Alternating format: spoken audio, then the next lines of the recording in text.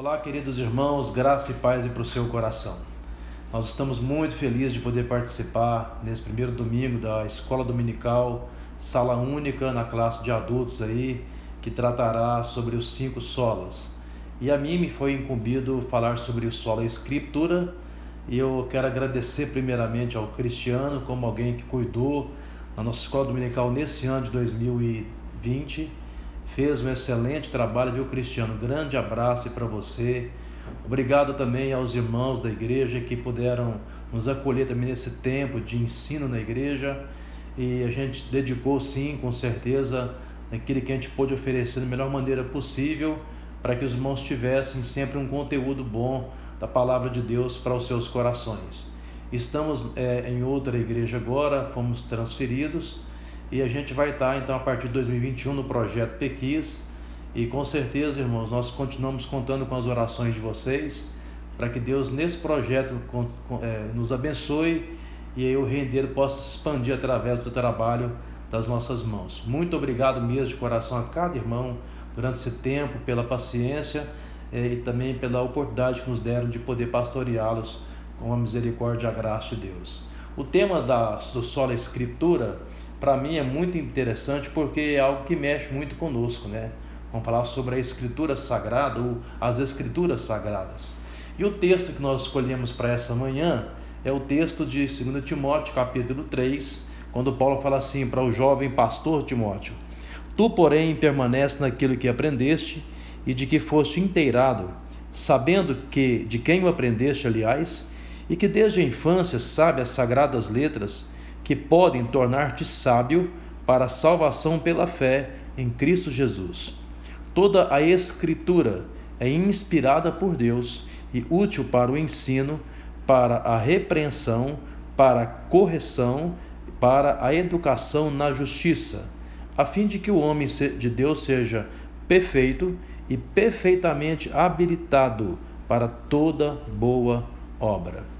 Irmãos, a Idade Média ela foi marcada como um distanciamento das Escrituras Sagradas.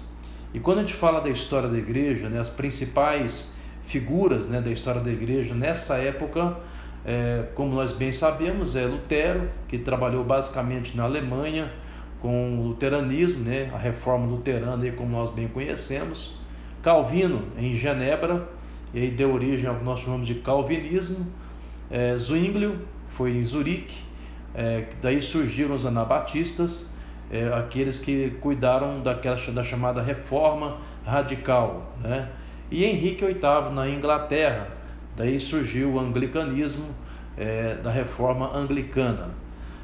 E basicamente foram esses os expoentes, né, da reforma no primeiro momento, dentro da Idade Média.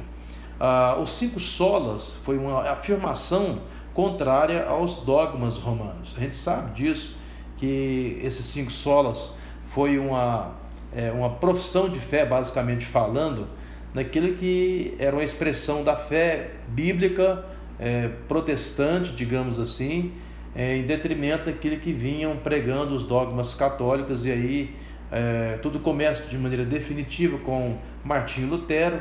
Nós sabemos muito bem, conhecemos essa história, quando no castelo de Wittenberg, em 1517, no dia 31 de outubro, ele afixou ali 95 teses falando sobre aquilo que era a fé cristã, segundo o entendimento dele, da justificação pela fé na Bíblia Sagrada. E em geral, os reformadores eles fizeram as seguintes reavaliações quanto ao catolicismo romano. Se você pegar toda a história, você vai ver isso como sendo um resumo, basicamente. Primeiro, a tratativa do primado do bispo de Roma e o papado. Segundo, a igreja acima da Bíblia. Então, basicamente, essa foi uma luta muito grande, porque a igreja católica romana afirmava a tradição acima da revelação, da inspiração e da iluminação. E aí, então, os reformadores cuidaram de defender isso de uma forma muito contundente. O outro dogma da infalibilidade papal, que é a doutrina, o dogma católico, que afirma que quando o Papa se manifesta em termos de fé católica, ele não erra, né? A outra coisa, outro dogma que foi tratado foi a adoração ou a chamada veneração de Maria, como também a adoração, a veneração dos santos e das imagens. E o outro dogma ainda tratado foi a questão do poder dos sacramentos. E aí a discussão era da presença real ou simbólica ou representativa de Cristo dentro da ceia, daquilo que nós conhecemos como Santa Ceia, e para os católicos é chamada Eucaristia. E outro dogma é a salvação e a suficiência de Cristo dividida. Então, basicamente, para a Igreja Católica Romana, o batismo, por exemplo, constituem para eles a primeira tábua da salvação, ao que os reformados então responderam de uma maneira diferente, conforme a Bíblia, que a salvação ela está unicamente na obra expiatória de Cristo Jesus. A reforma ela prosseguiu então com João Calvino em 1536 em Genebra, Suíça, e depois essa reforma foi tomando proporções, até chegar no século XIX, especificamente para nós com Archibald Green Simonton, que chegou para cá no Brasil em 12 de agosto de 1859. Fundou aqui o presbiterianismo, do qual nós fazemos parte como igreja presbiteriana, e esse homem morreu muito jovem, aos 34 anos de idade. Simonton morreu vítima de febre amarela. A reforma de Calvino ela teve influências diretas no Brasil, com os chamados huguenotes, os reformadores de fala francesa. E o ponto que nos interessa dentro dessa reforma protestante, dentro desses 5 solas, é o sola escritura, que é a afirmação somente a escritura e não a tradição. Por quê? Na concepção católica, a tradição está acima da autoridade da escritura sagrada. É a igreja que dá autoridade para a escritura e não o contrário. Eu queria então tratar de um ponto aqui, primeiro, a supremacia das escrituras sagradas. Bom, quando a gente fala sobre isso, para esclarecer todos os escritos que nós entendemos aqui, tanto do Antigo do Velho Testamento ou do Novo Testamento, foram oficialmente reconhecidos, como a história mesmo afirma para nós, como canônicos, que significa escritos autênticos, verdadeiros, pelo Concílio de Cartago em 397 d.C. Para mim, falar do sola escritura é falar da autoridade suprema, que é a Bíblia. Por quê? Porque a Bíblia é o único livro cujo Deus é o autor. Por isso é a regra de todas as regras. Para mim, é um livro em absoluto. Embora Deus tenha usado homens, inspirado homens para poder registrar aquilo que era a sua vontade de revelação, mas ela parte de Deus, para o coração do homem, não do coração do homem para Deus. E aí, por essa razão, a Bíblia, como sendo a autoridade suprema, ela precisa guiar toda a instrução na Igreja de Cristo. Ela, muitas vezes, nos nossos púlpitos atuais, a pregação da Bíblia Sagrada tem sido mais voltada para uma pregação psicoteológica, onde a cultura é mais importante, a autoajuda, as estratégicas terapêuticas, de vendas, até mesmo merchandising, estão em muitos púlpitos aí, até neopentecostais, o marketing e a propaganda como que prevalecendo sobre as escrituras sagradas. E muitas vezes essa forma de tratativa é para chamar a atenção das pessoas para a instituição e não para o Senhor da igreja, que é Cristo. Isso tem sido muito forte, viu, irmãos, nos dias atuais, e a gente poderia chamar, como alguém mesmo afirmou, o cânon fora do cânon. David Wells, ele lamentou durante anos a tendência do evangelicalismo dentro das igrejas, e nesse sentido de estarem trocando, no dizer de David Wells, como se estivéssemos trocando o direito de primogenitura, que é o sola escritura, pelo prato de lentilhas, que é o sola cultura. Então a cultura é importante, ela precisa ser compreendida por nós, mas a Bíblia Sagrada ela é aplicável a todas as épocas, a todas as gerações e em toda e qualquer cultura, seja ela qual for, como regra de fé absoluta para os nossos corações. Eugene Peterson, ele diz assim: não basta que nós leiamos regularmente e metodicamente as Escrituras Sagradas. Ele fala assim: precisamos lê-la, interpretá-la como regra suprema das nossas ações. Olha que afirmação interessante de Eugene. E ele fala: de que forma eu tenho que fazer isso? Ele diz assim, olha, ele chama de processo de ingestão. Comer, amar e praticar esse livro. É interessante a expressão figurativa de Eugene para mostrar como a gente precisa se apropriar desse livro, que para nós é uma regra de fé absoluta, de prática também. A maioria das desculpas que você vê hoje, que nós damos muitas vezes, é por causa do nosso conceito errado sobre responsabilidade. E a maior pergunta que a gente pode fazer não é como você responde à igreja, mas como você responde a Deus.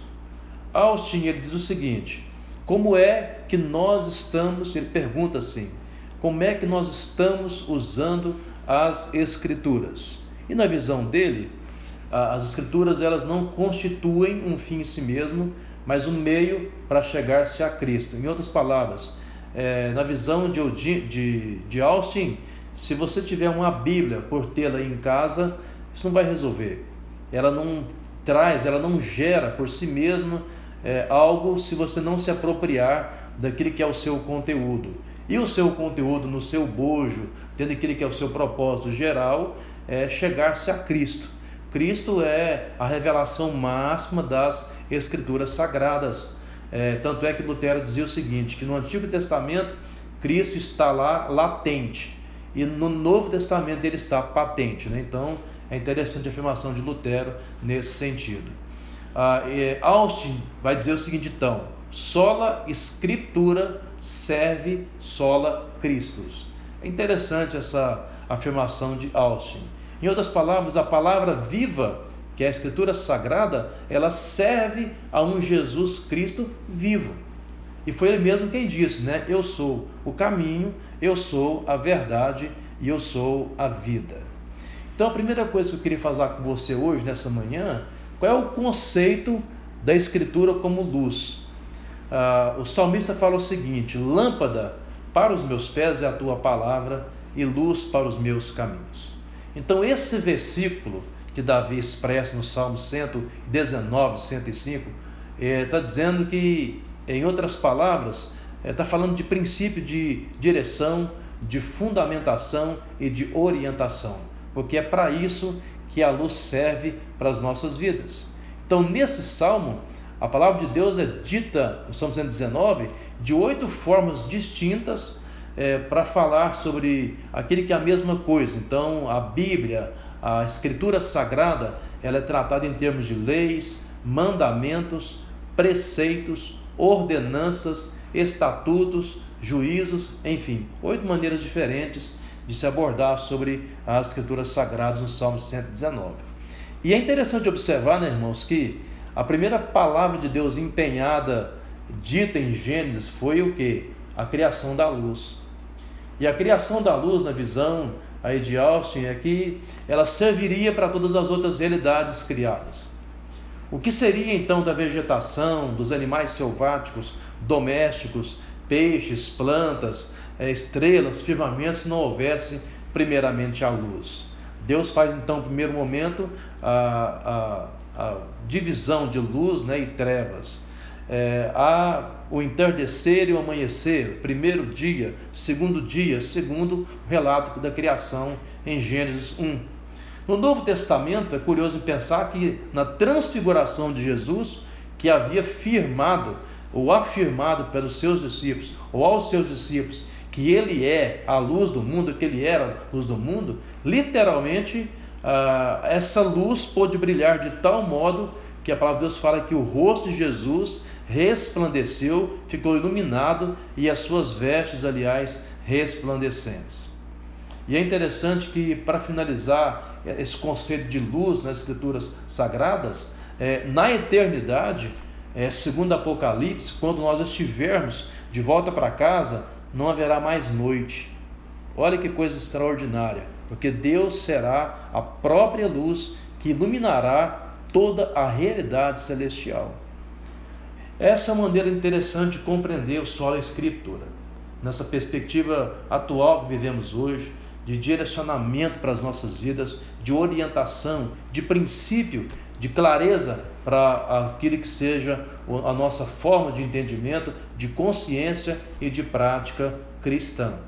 Mas há uma outra maneira de compreender o Sola Escritura, é entendida como aquela passagem de Lucas 24, quando Jesus Cristo estava lá no caminho com os discípulos em Emaús, e ali Jesus Cristo destacou os profetas e a Escritura. Essa passagem ela é interessante porque é como se nós compreendêssemos as Escrituras Sagradas com os seus diferentes estilos literários, sendo associado a um mapa que norteia a nossa direção de um lado para o outro. E é interessante que parece que os discípulos, no caminho de Emaús, eles não tinham conseguido fazer uma leitura clara e correta desse mapa orientativo, orientador ou direcionador. Os escribas e fariseus, por exemplo, foram repreendidos severamente por Jesus, porque da seguinte forma, errais por não conhecerem nem as Escrituras e nem o poder de Deus. E Paulo fala em Colossenses 3,16 que essa palavra, as Escrituras Sagradas, ela precisa habitar ricamente nos nossos corações, com qual objetivo? De instrução e de aconselhamento. Então, na verdade, o que tem que nortear o conselho sobre nós, daquilo que é o certo e o errado, não é uma prática institucional, mas uma consciência revelacional. E essa consciência está na palavra de Deus. E que essa consciência nos é dada através da mediação, da iluminação do Espírito Santo de Deus nos nossos corações. Como Cristo mesmo afirmou, quando ele viesse, ele convenceria o homem do seu pecado, justiça e juízo. Então, é o Espírito Santo de Deus que ministra as preciosas verdades das Escrituras Sagradas nos nossos corações. E ele opera de uma forma interna na nossa mente para a transformação do nosso entendimento. Paulo fala que nós somos convertidos a Deus na transformação do nosso entendimento. Então, o meu entendimento, o seu, o nosso, precisa ser abalizado, precisa ser norteado, iluminado pela clareza da palavra de Deus. Então, quando você pensar no Sola Escritura, nessa perspectiva daquilo que é a nossa única regra de fé e prática, entenda essas duas direções que nós abordamos aqui: a Escritura Sagrada como luz e a Escritura Sagrada como direcionamento da Escritura e dos profetas, daquilo que foi a revelação de Deus, para uma consciência clara de todo o plano de redenção para cada um de nós. Ok, irmãos? Então, é interessante essas duas direções aí que nós abordamos, que nos faz agora pensar num terceiro tópico que eu queria tratar com você nessa manhã hoje, que é, quando pensamos no Sola Escritura, nós temos que avaliar a influência dela e a praticidade dela nos dias de hoje. Porque a gente às vezes corre o risco de achar que a Escritura é uma questão da antiguidade e que isso não tem relevância para a gente no momento em que nós estamos vivendo, onde nós abordamos ou vemos tantos assuntos surgindo aí à tona. E eu acredito que a igreja precisa repensar esses assuntos, tratá-los à luz das Escrituras Sagradas. Não dá mais para fugir de alguns temas tão difíceis que surgem por aí e a gente achar que a Bíblia não pode dar uma resposta para isso, Então Paulo fala o seguinte: nós lemos aqui toda a Escritura, não apenas uma parte, não apenas um meio, mas toda a Escritura é inspirada por Deus. Então ele fala daquele que é o seu princípio, daquele que é a fundamentação. O que norteia a nossa consciência é que estamos diante de um livro que foi inspirado por Deus. E Paulo fala então da aplicabilidade desse princípio ou desse fundamento. E ele vai dizer, olha, essa escritura que Deus inspirou, ela é útil para o ensino, repreensão, educação e correção do homem de Deus na justiça. Olha que interessante essa abordagem de Paulo para o nosso entendimento e aplicabilidade para esse momento que estamos vivendo enquanto igreja.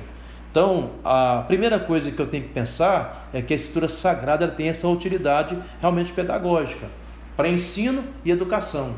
Então, ela está dizendo o seguinte, em outras palavras, a Bíblia aponta a direção, o alvo da nossa caminhada com propósito.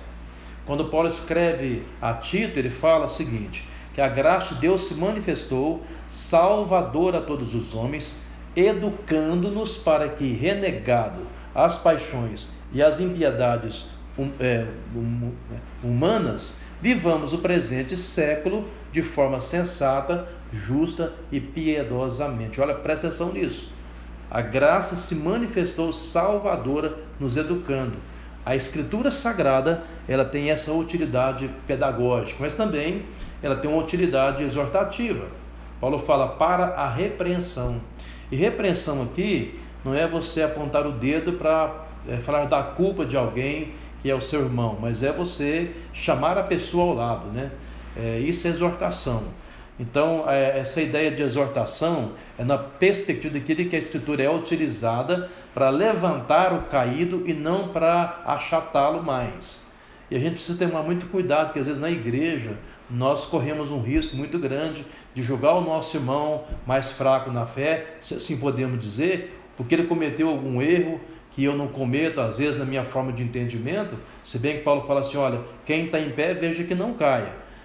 Mas a Escritura Sagrada, nessa perspectiva exortativa, é para chamar ao lado, é para gerar uma consciência de mudança de atitude, né?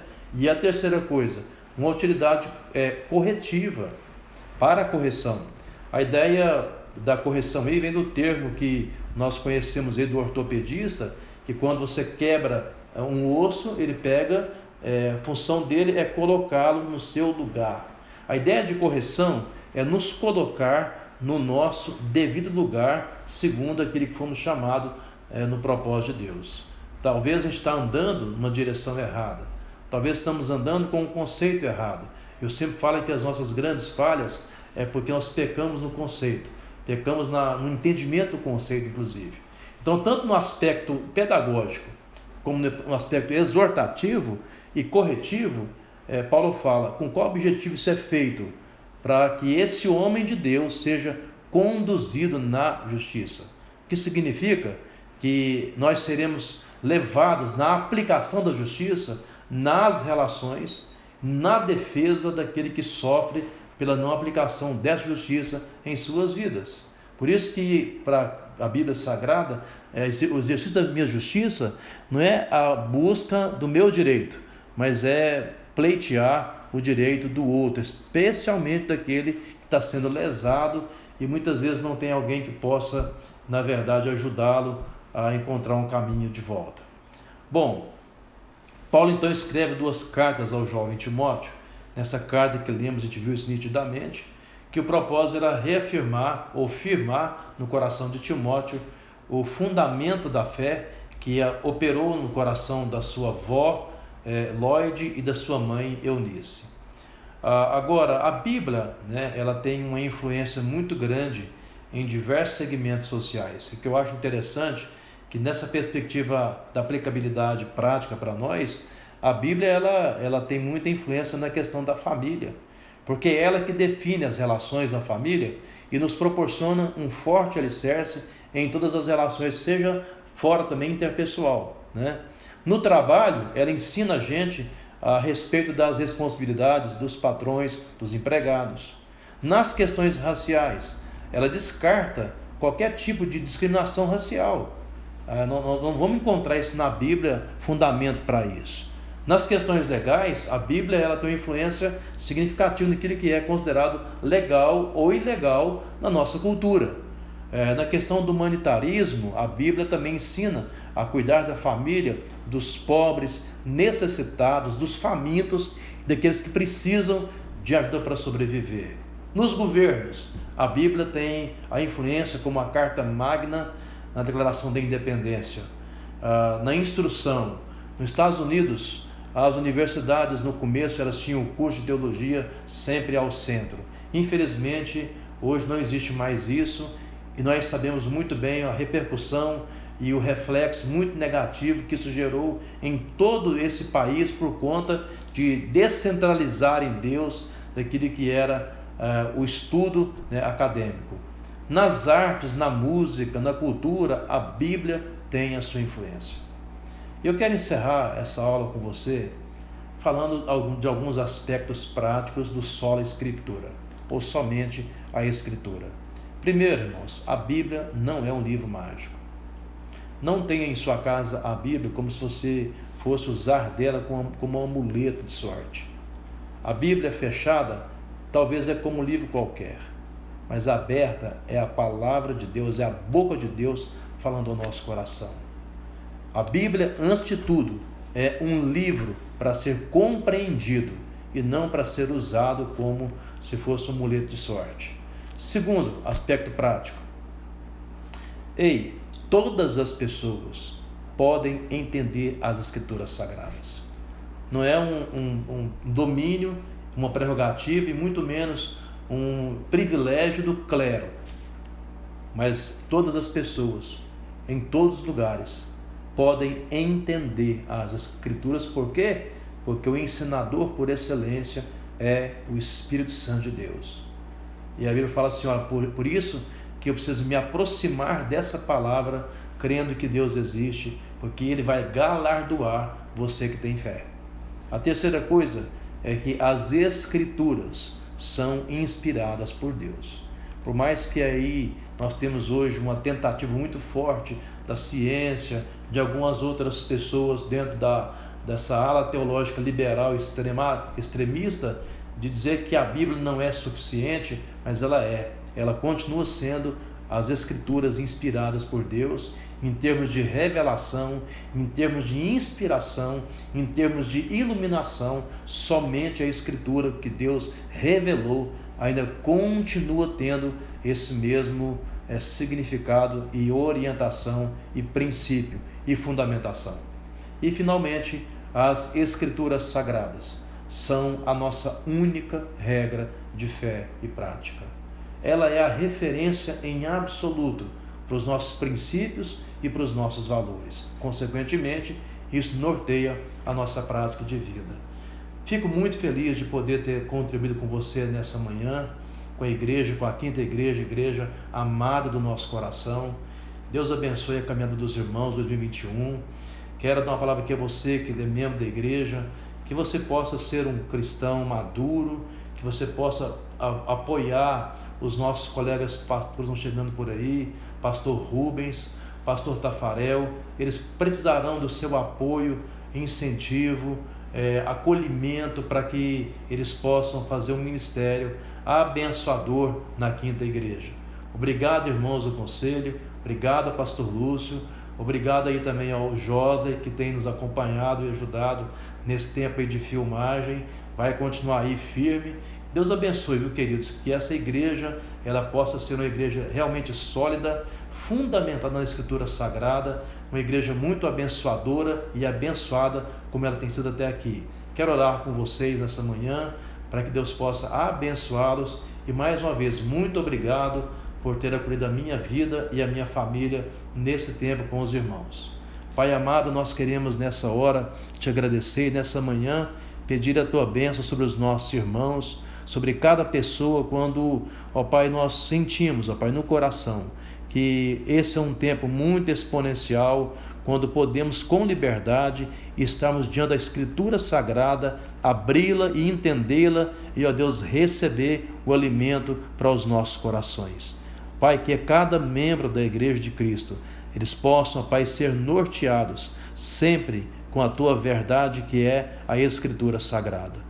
Louvado, Pai, seja o Teu nome, que nos tem permitido o privilégio, ó Pai, de poder compartilhar dessa fé que vem do Senhor aos corações do Teu povo.